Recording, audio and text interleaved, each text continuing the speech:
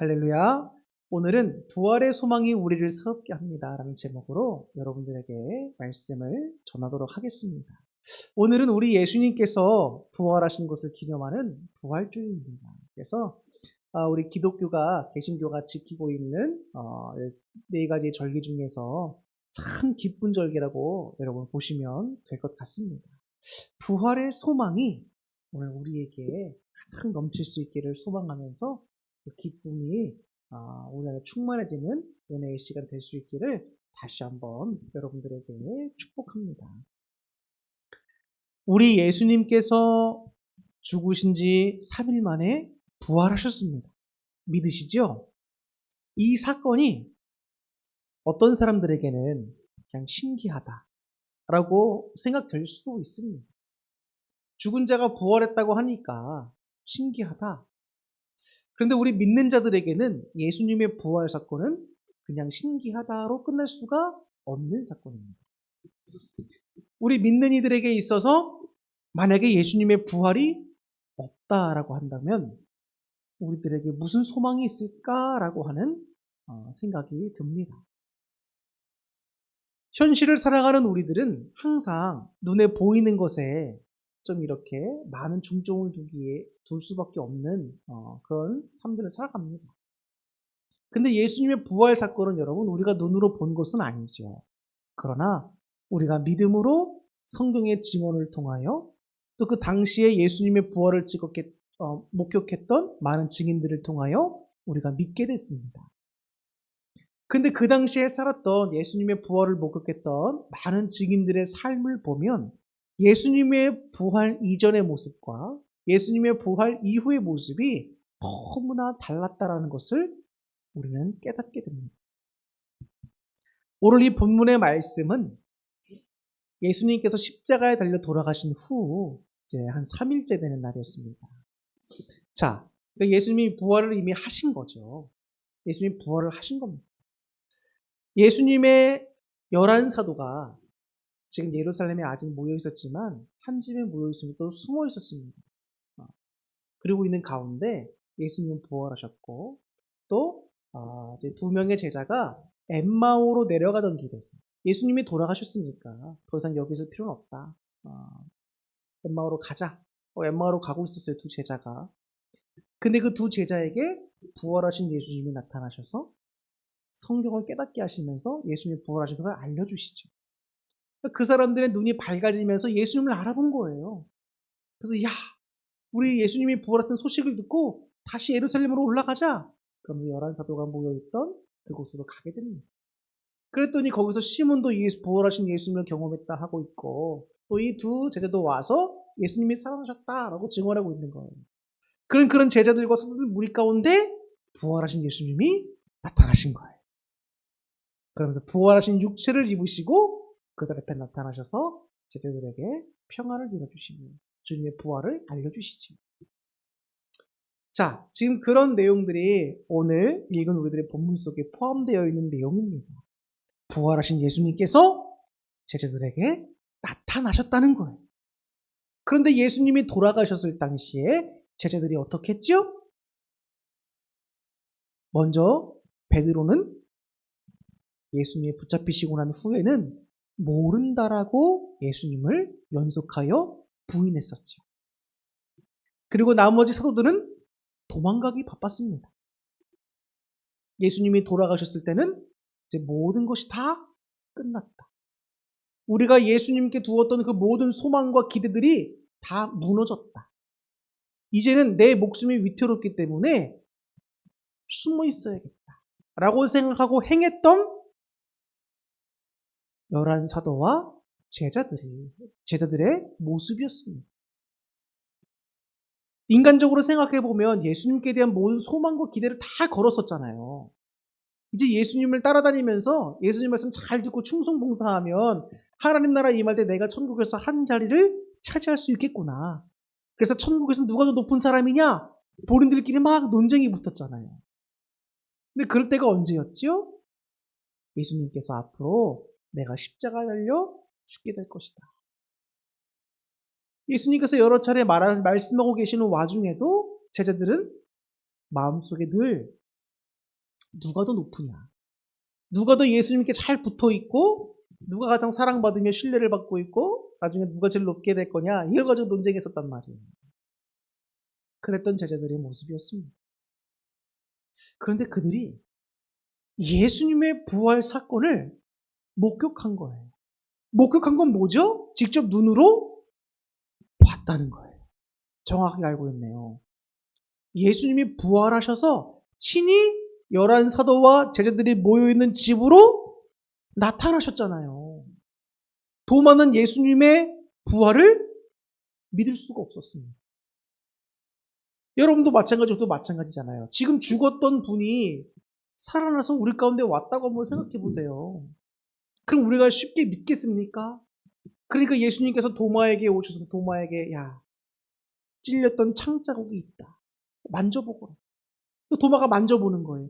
그제서야 예수님이 부활하셨다는 것을 믿으며 그의 삶과 믿음이 달라졌죠. 예수님은 직접 살아계신 거룩한 육신으로 화하셔서 제자들 앞에 직접 오셨고 내보여 주신 겁니다. 그러니까 제자들이 처음엔 깜짝 놀라는 거예요. 야, 이게 귀신이냐 뭐냐. 그러다가 나중에 주님이 정말로 부활하셨다는 것을 깨닫고 나서는 감사와 기쁨과 감격에 빠지게 됩니다. 그리고 예수님께서 말씀하신 성령을 받기까지 오순절 다락방에서 열심히 기도하죠. 도망가기 바쁘고 누가 더 위에 있는지 논쟁을 벌이고 인간적인 생각과 기대에 갇혀있던 그들의 모습이 부활하신 예수님을 겪고 나서 주님께서 명령하신 대로 성령 받기까지 그곳을 떠나지 않고 오순절까지 다락방에서 기도하다가 성령을 받으면서 새롭게 변화되는 거예요. 어떻게 이렇게 예수님을 전적으로 신뢰하고 그 말씀을 100% 따를 수 있게 되었을까? 예수님의 부활을 경험했기 때문입니다.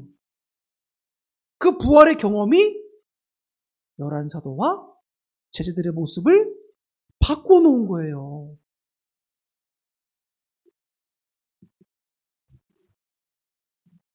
사도행전을 보면 초대교회의 모습이 나옵니다.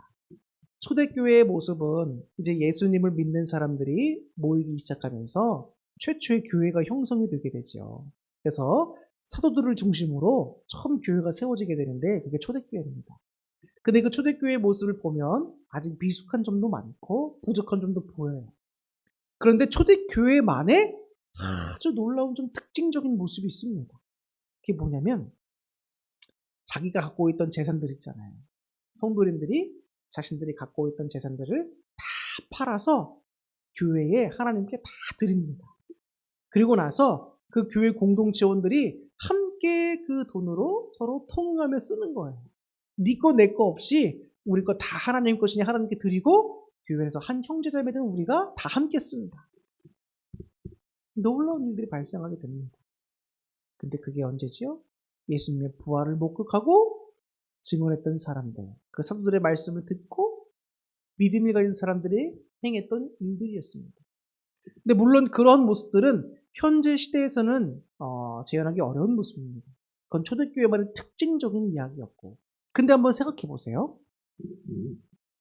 사람들은 여러분 기본적으로 이기적입니다. 자기만을 먼저 위하게 돼 있어요. 근데 예수님께 살았던 그 당시에 예루살렘의 환경을 보면 여러분 가난한 사람들이 너무 많았습니다. 지금도 가난한 사람들 많죠.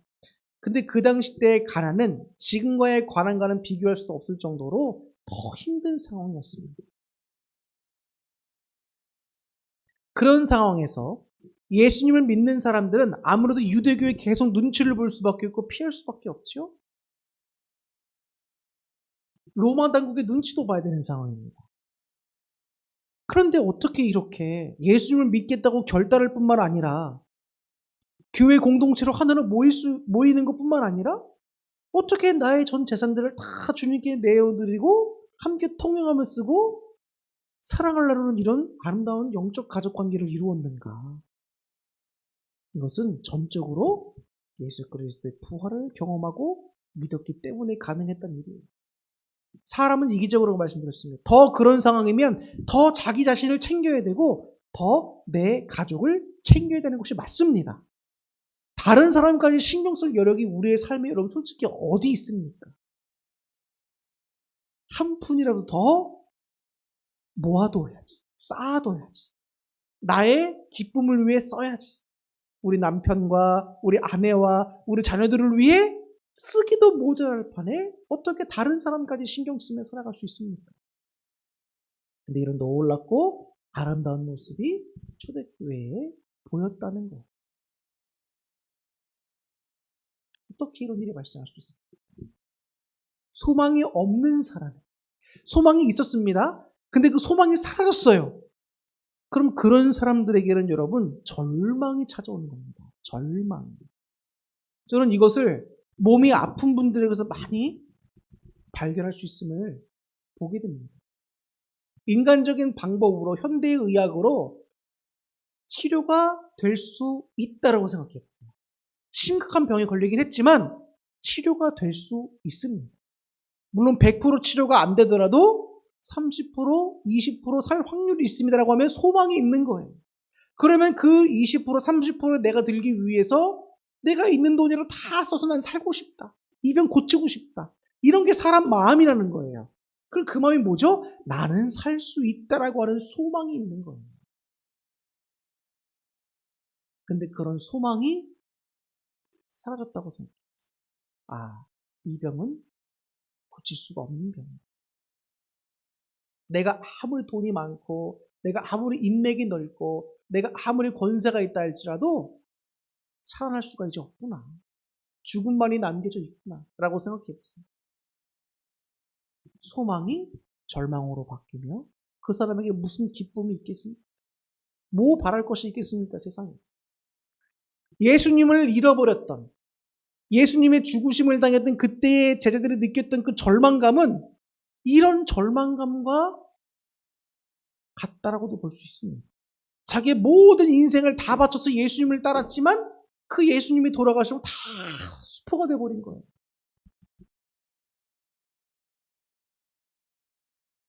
그런 제자들에게 부활하신 예수님이 나타나셨다?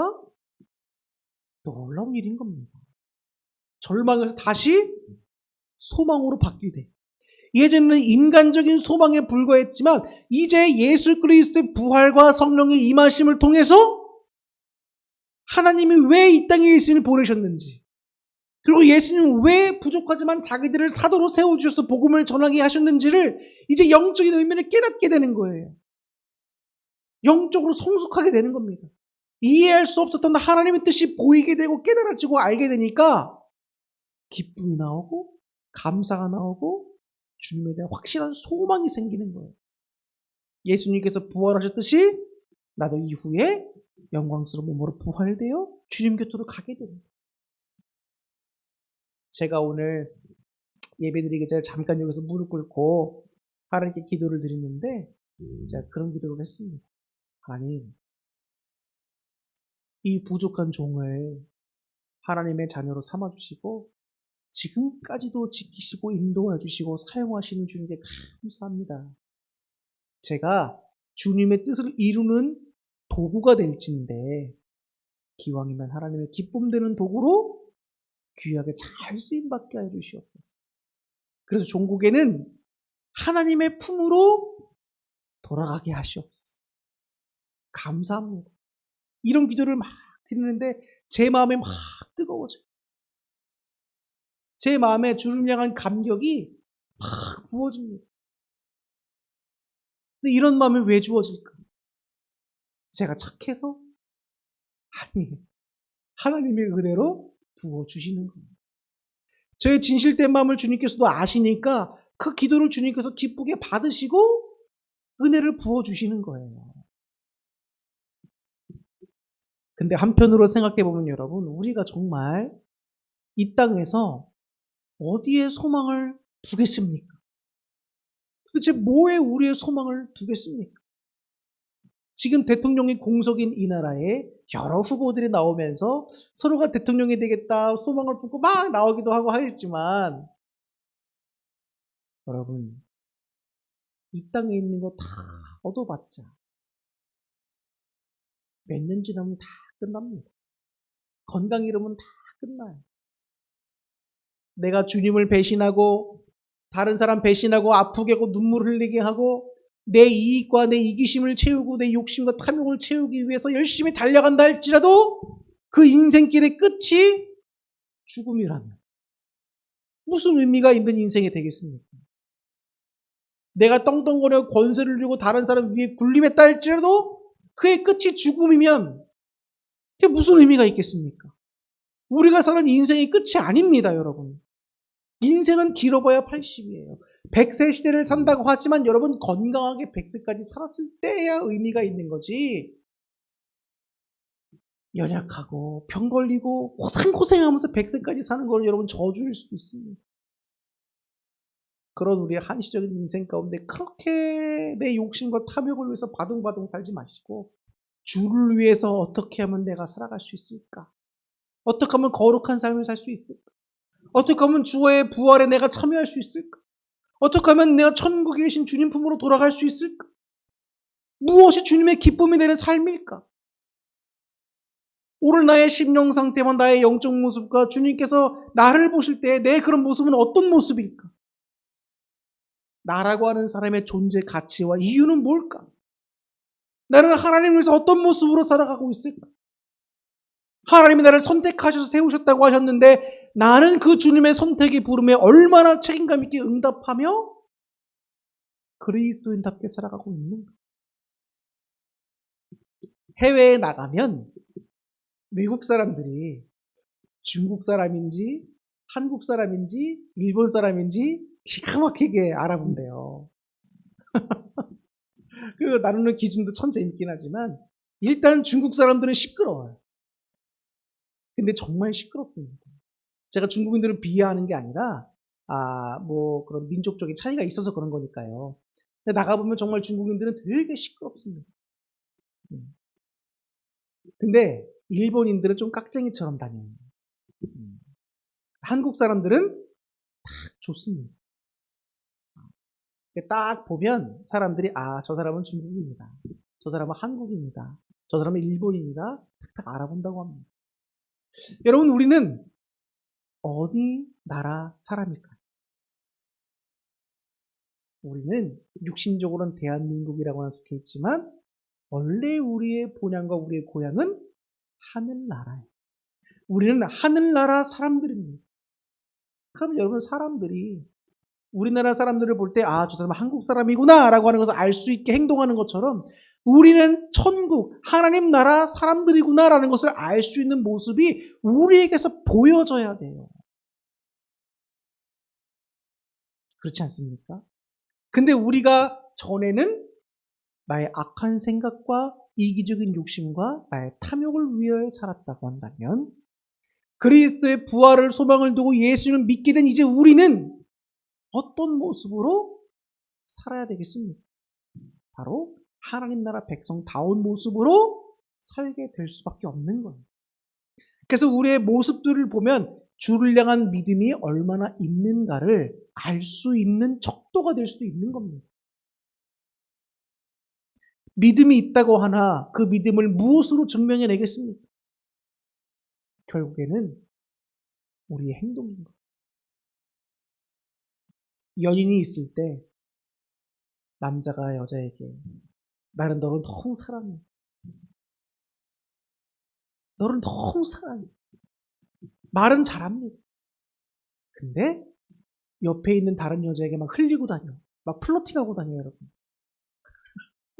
여러분 그럼 어떠시겠습니까? 이 여자를 사랑한다고 하는데 행동을 보면 다른 여자들도 사랑해. 그럼 어떻게 되겠습니까, 여러분?